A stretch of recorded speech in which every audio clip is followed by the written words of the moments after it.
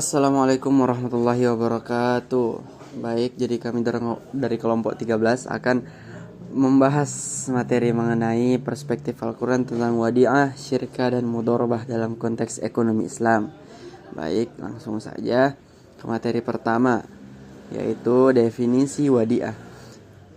Secara etimologi, wadi'ah berarti titipan atau amanah. Kata wadi'ah berasal dari kata wada', yang berarti membiarkan atau meninggalkan sesuatu.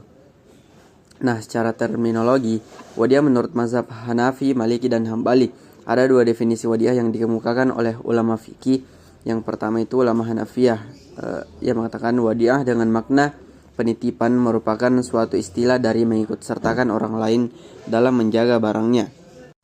Kemudian oleh ulama Malikiyah, Syafi'iyah, dan Hanabila, yaitu wadiah ialah mewakilkan orang lain untuk memelihara harta tertentu dengan cara tertentu. Nah, secara istilah, wadiah dapat disimpulkan sebagai akad yang dilakukan oleh kedua belah pihak, orang yang menitipkan barang kepada orang lain agar dijaga dengan baik. Nah, sementara itu menurut Undang-Undang Nomor 21 tentang Perbankan Syariah, yang dimaksud dengan akad wadiah adalah akad penitipan barang atau uang antara pihak yang mempunyai barang dengan pihak yang diberi kepercayaan dengan tujuan untuk menjaga keselamatan dan keamanan serta keutuhan barang atau uang. Sedangkan Al-Quran memberikan arti wadiah sebagai amanah bagi orang yang menerima titipan dan ia wajib mengembalikannya pada waktu pemilik meminta kembali. Wadiah hukumnya boleh atau mubah. Dalilnya ada pada Al-Quran pada surah Al-Baqarah ayat 283 dan pada fikih sunnah fi'liyah dan qauliyah Nabi Muhammad SAW. Nah, Nabi Muhammad SAW bersabda, tunaikan amanah kepada orang yang mengamanahimu dan jangan hianati orang yang mengkhianatimu.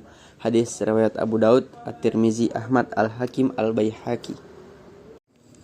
Kemudian menurut ulama mazhab Hanafi mendefinisikan wadiah dengan mengikut sertakan orang lain dalam memelihara harta, baik dengan ucapan yang jelas, melalui tindakan maupun melalui isyarat. Nah, misalkan yang berkaitan dengan wadiah pada sembako, seseorang berkata kepada orang lain, saya titipkan 2 ikat telur yang saya miliki ini kepada Anda. Kemudian orang itu menjawab, saya terima, maka sempurnalah akad wadiah. Kemudian ulama mazhab Maliki, mazhab Syafi'i, dan mazhab Hambali mendefinisikan wadiah dengan mewakilkan orang lain untuk memelihara harta tertentu dengan cara tertentu. Menurut Ibnu Rushd, pemikiran ekonomi Islam lahir dari kenyataan bahwa Islam adalah sistem yang diturunkan Allah Subhanahu wa taala kepada seluruh manusia untuk menata seluruh kehidupan dalam seluruh ruang dan waktu. Hukum sebab akibat dalam gejala alam dan sosial dikembangkan menjadi hukum ekonomi demand and supply oleh ilmuwan berikutnya. Nah, secara kumulatif wadiah memiliki dua pengertian. Pertama, pernyataan dari seseorang yang telah memberikan kuasa atau mewakilkan kepada pihak lain untuk memelihara hartanya. Yang kedua, wadiah adalah sesuatu harta yang dititipkan seseorang kepada pihak lain, dipelihara atau dijaga. Baik, kita ke materi selanjutnya, yaitu ayat-ayat Al-Quran yang berkaitan dengan wadiah. Nah, yang pertama itu ada pada Al-Quran surah Al-Baqarah ayat 283 yang berbunyi, A'udzu billahi minasyaitonir rajim. Wa in kuntum ala safarin wa lam tajidu katiban farihanun makbudah fa in amina ba'dukum ba'dan falyu'addil ladzi tumina amanatahu wal yattaqillaha rabbahu ولا تكتموا الشهادة ومن يكتمها فإنه آثم قلبه والله بما تعملون عليم. Yang artinya, jika kamu dalam perjalanan dan bermuamalah tidak secara tunai sedang kamu tidak memperoleh seorang penulis, maka hendaklah ada barang tanggungan yang dipegang oleh yang berpiutang. Akan tetapi jika sebagian kamu mempercayai sebagian yang lain, maka hendaklah yang dipercaya itu menunaikan amanahnya atau hutangnya, dan hendaklah ia bertakwa kepada Allah Tuhannya. Dan janganlah kamu para saksi menyembunyikan persaksian, dan barang siapa yang menyembunyikannya, maka sesungguhnya ia adalah orang yang berdosa hatinya, dan Allah Maha mengetahui apa yang kamu kerjakan. Baik, kemudian surah yang kedua ada Quran surah An-Nisa ayat 58 yang berbunyi, A'udzu billahi minasyaitonir rajim. Innallaha ya'murukum an tu'addul amanati ila ahliha wa idza hakamtum bainan nasi an tahkumu bil 'adl. Innallaha ni'ma ya'idukum bihi. Innallaha kana sami'un basir. Yang artinya, sesungguhnya Allah menyuruh kamu menyampaikan amanat kepada yang berhak menerimanya, dan menyuruh kamu apabila menetapkan hukum di antara manusia supaya kamu menetapkan dengan adil.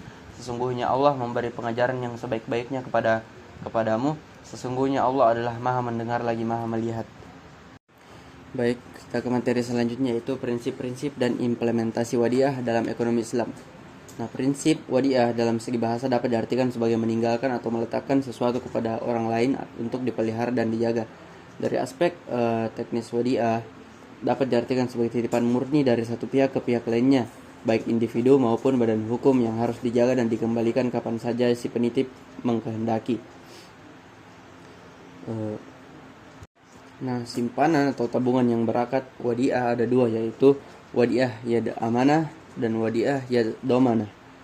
Wadiah yad amanah merupakan bagian dari akad wadiah di mana pihak penyimpan sebagai penerima kepercayaan tidak diharuskan bertanggung jawab jika dalam penitipan terjadi kehilangan ataupun kerusakan pada barang, sepanjang bukan akibat dari kelalaian atau kecerobohan dalam memelihara barang titipan.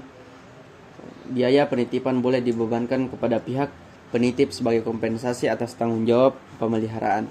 Dengan prinsip ini, pihak penyimpan tidak boleh menggunakan atau memanfaatkan barang yang dititipkan, melainkan hanya menjaganya. Kemudian wadiah yad domanah merupakan jenis akad wadiah di mana pihak penyimpan bertanggung jawab atas segala kerusakan atau kehilangan yang terjadi pada barang. Pihak penyimpan telah mendapatkan izin dari pihak penitip untuk menggunakan barang atau aset yang dititipkan tersebut untuk aktivitas perekonomian tertentu, dengan catatan pihak penyimpan akan mengembalikan barang yang dititipkan secara utuh pada saat penyimpan mengambilnya. Nah, implementasi atau contoh penerapan akad wadiah di perbankan syariah adalah misal seorang nasabah menyetor sejumlah dana pada bank syariah dengan menggunakan akad wadiah. Nasabah sebagai pemilik dana menitipkan dana tersebut kepada bank syariah sebagai amanah. Bank bertanggung jawab untuk menjaga dan mengelola dana tersebut dengan aman dan tanpa risiko. Bank tidak memberikan imbalan atau bagi hasil kepada nasabah atas dana yang disimpan menggunakan akad wadiah. Dalam hal ini, bank syariah bertindak sebagai amil yang bertanggung jawab atas dana yang disimpan oleh nasabah. Bank memiliki kewajiban moral dan syariah untuk menjaga keamanan dan keutuhan dana, serta tidak menggunakan dana tersebut untuk tujuan investasi atau kegiatan lainnya. Jika nasabah ingin menarik dana mereka, bank harus mengembalikan dana tersebut tanpa potongan atau pemotongan biaya. Akad wadiah ini memberikan keamanan dan kepercayaan kepada nasabah untuk menyimpan dan mengelola dana mereka dengan bank syariah sesuai dengan prinsip-prinsip syariah yang mengatur transaksi keuangan yang adil dan sesuai dengan hukum Islam. Baik, kita ke materi selanjutnya, yaitu konsep syirka dalam Al-Quran. Nah, secara bahasa, syirka berarti al-ikhtilat atau percampuran dan persekutuan dua hal atau lebih. Dalam Ensiklopedia Islam Indonesia, syirka, musyawarah atau syarikah dalam bahasa Arab berarti persekutuan, perkongsian, dan perkumpulan. Sedangkan dalam istilah fikih, syirka berarti persekutuan atau perkongsian antara dua orang atau lebih untuk melakukan usaha bersama dengan tujuan memperoleh keuntungan. Al-Imam Asy-Syaukani berkata dalam As-Sailul Jarrar, syirka yang syar'i terjadi dengan adanya saling ridho antara dua orang atau lebih dengan ketentuan setiap orang dari mereka usaha dan keuntungan dan harta yang ia serahkan, dan bagi setiap orang dari mereka ada kewajiban pembiayaan sebesar itu pula yang dikeluarkan dari harta syirkah. Menurut ahli fikih Malikiyah, syirkah adalah kebolehan atau izin mengelola bagi masing-masing pihak yang berserikat. Maksudnya masing-masing pihak saling memberikan izin kepada pihak lain dalam mengelola harta objek syirkah. Menurut ahli fikih Syafi'iyah, syirkah adalah berlakunya hak atas sesuatu bagi dua pihak atau lebih dengan tujuan persekutuan. Jadi dapat disimpulkan bahwa syirkah adalah akad kerja sama antara dua pihak atau lebih, di mana masing-masing pihak membiayai suatu usaha tertentu, baik itu usaha yang sudah berdiri ataupun baru, di mana keuntungan dan kerugian dibagi sesuai dengan kesepakatan. Islam menyukai kerjasama dalam berbagai bentuk usaha karena setiap usaha yang baik akan diberikan ganjaran pahala dari Allah Subhanahu wa Ta'ala. Oleh karenanya, operasional syirkah dalam dunia perdagangan yang sesuai dengan ketentuan syarak dibolehkan syariat Islam berdasarkan Al-Quran, Sunnah, Ijma' ulama. Baik, selanjutnya yaitu ayat-ayat Al-Quran yang berkaitan dengan syirkah. Nah, yang pertama itu ada pada potongan ayat surah Al-Ma'idah ayat 2 yang berbunyi, A'udzu billahi minasyaitonir rajim. Wala ta'awanu 'alal itsmi wal 'udwan.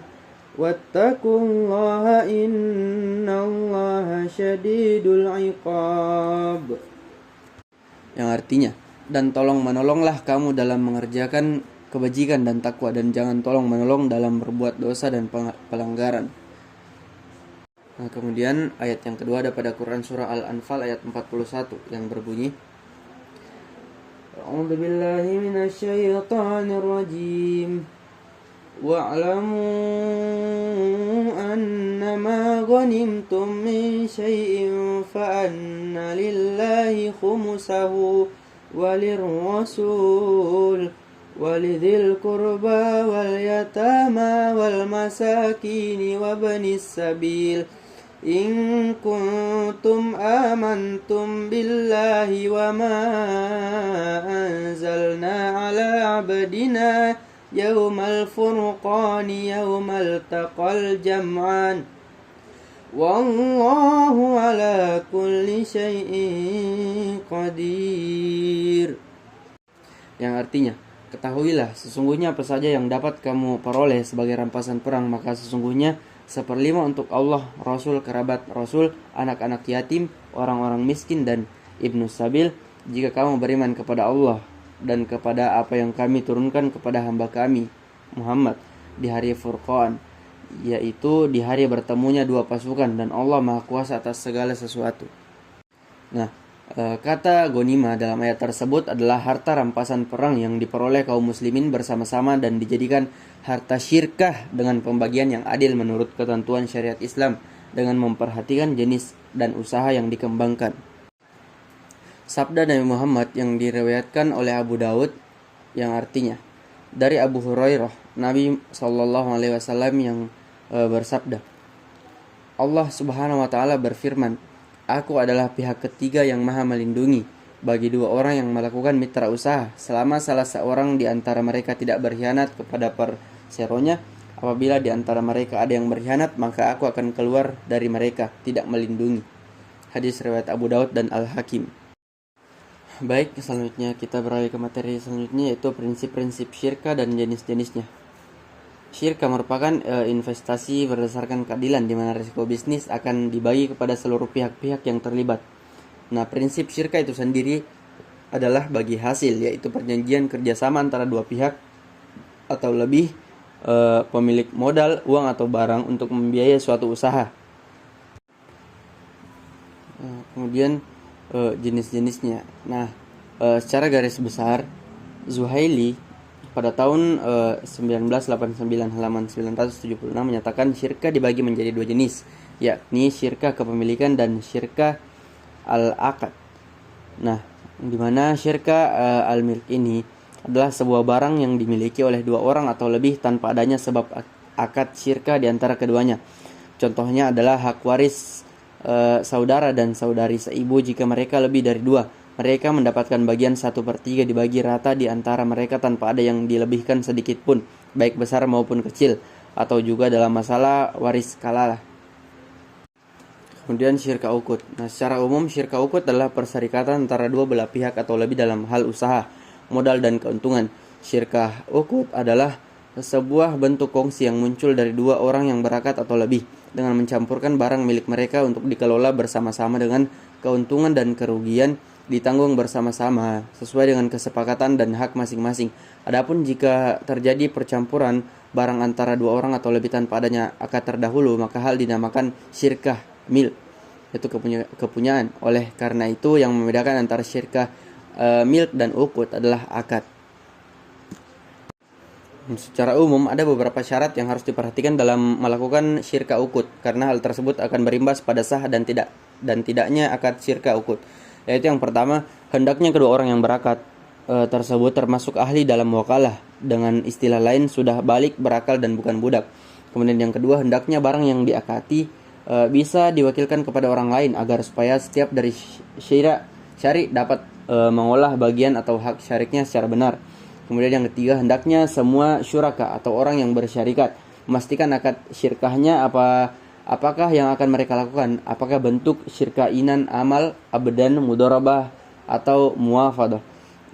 Kemudian yang keempat, hendaknya bagian keuntungan setiap syari tersebut jelas.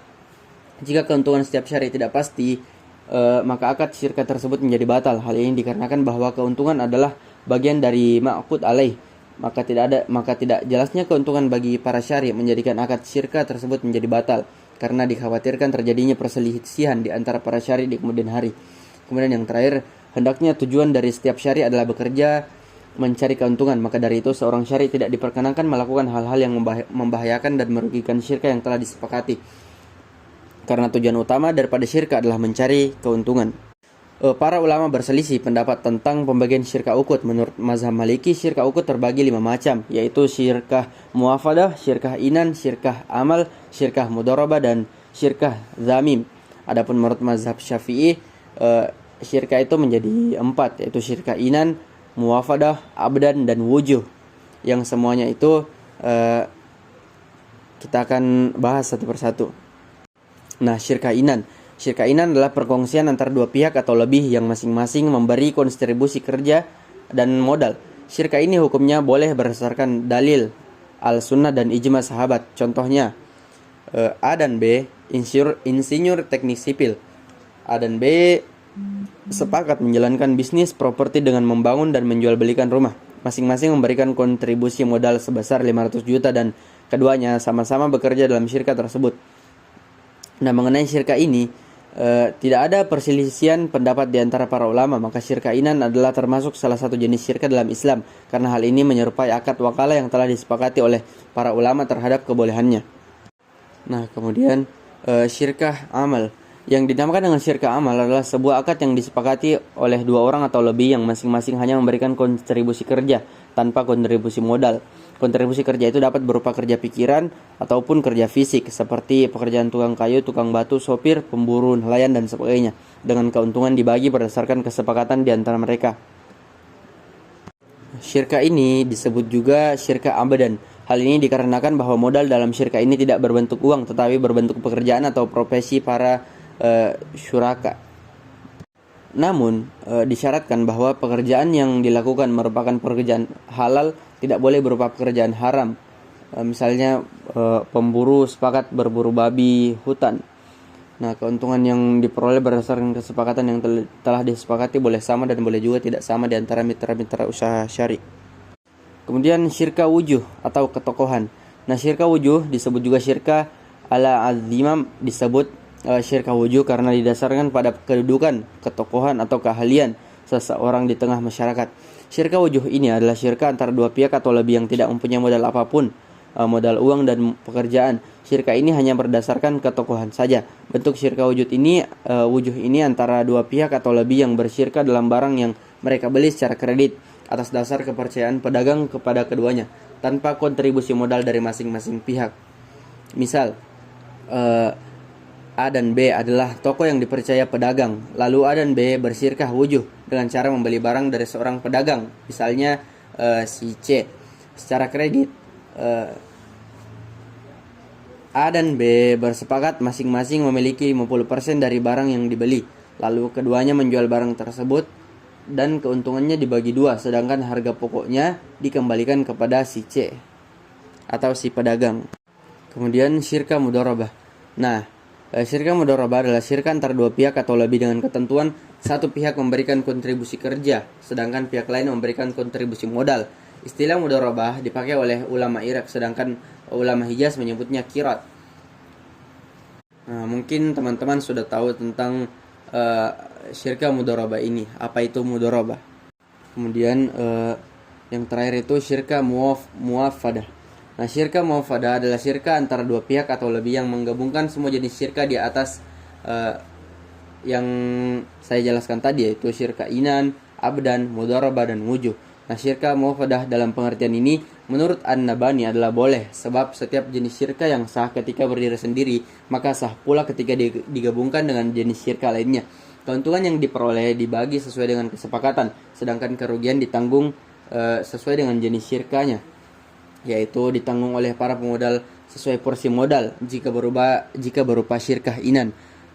Kemudian akan ditanggung pemodal saja jika berupa syirkah mudharabah, atau ditanggung mitra-mitra usaha berdasarkan persentase barang dagangan yang dimiliki jika berupa syirkah wujuh. Kemudian yang terakhir yaitu studi kasus dan contoh implementasi syirkah. Nah, misalnya kerjasama peternakan sapi di UD Buana Jaya. Nah, sebuah studi kasus di UD Buana Jaya menunjukkan penerapan syirka dalam pemeliharaan sapi. Dalam kerjasama ini, dua pihak sepakat untuk menggabungkan modal dan sumber daya untuk memelihara sapi.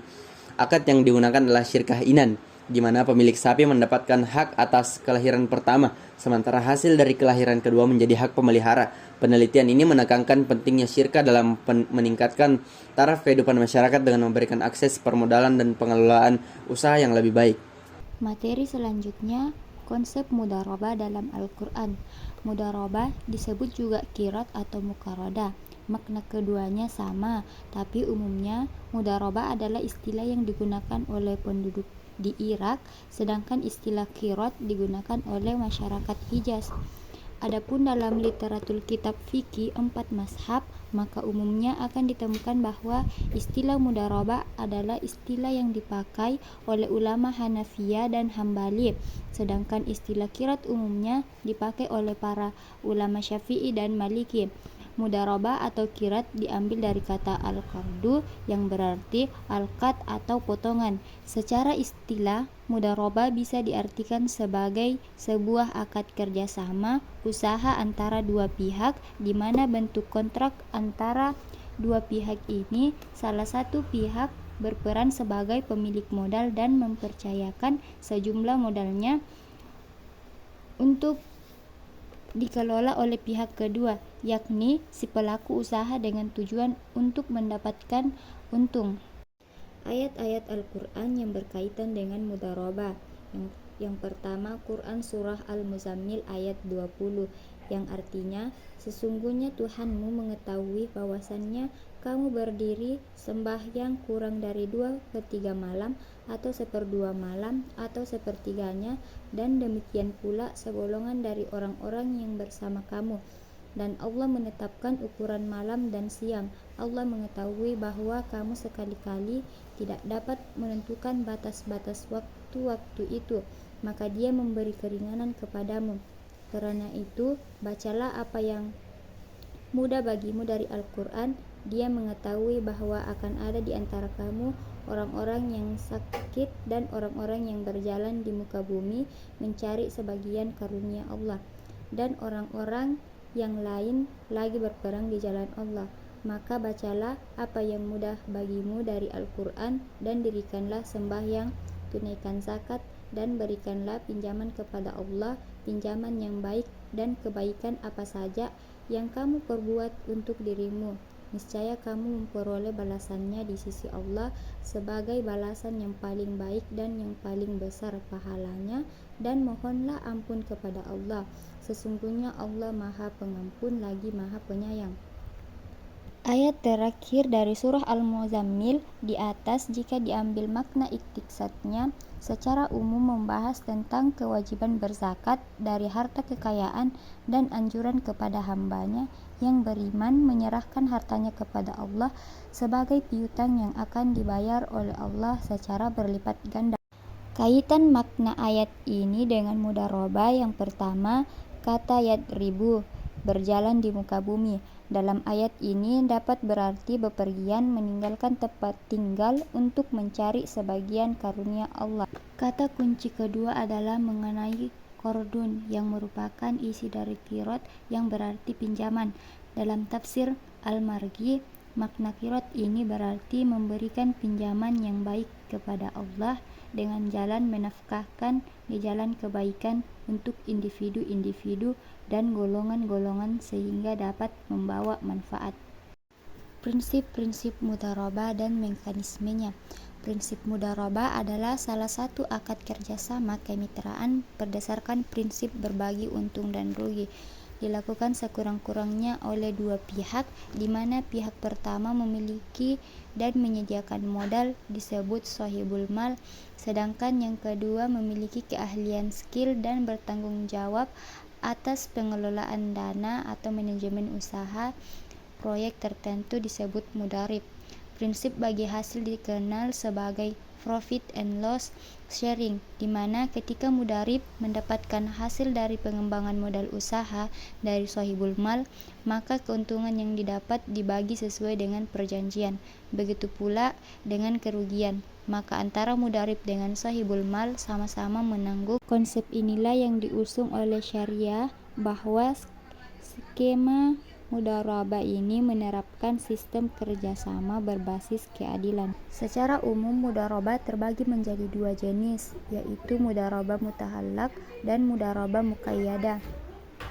Mudharabah muta'allaq adalah akad dalam bentuk kerjasama antara sahibul mal dan mudarib yang cakupannya sangat luas dan tidak dibatasi oleh spesifikasi jenis usaha, waktu, dan daerah bisnis.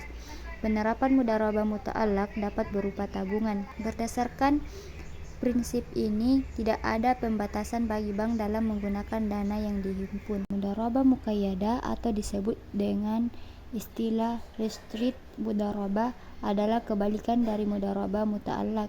Si mudharabah dibatasi dengan batasan jenis usaha, waktu, atau tempat usaha. Adanya pembatasan ini seringkali mencerminkan kecenderungan untuk si sahibul mal dalam memasukkan jenis usaha.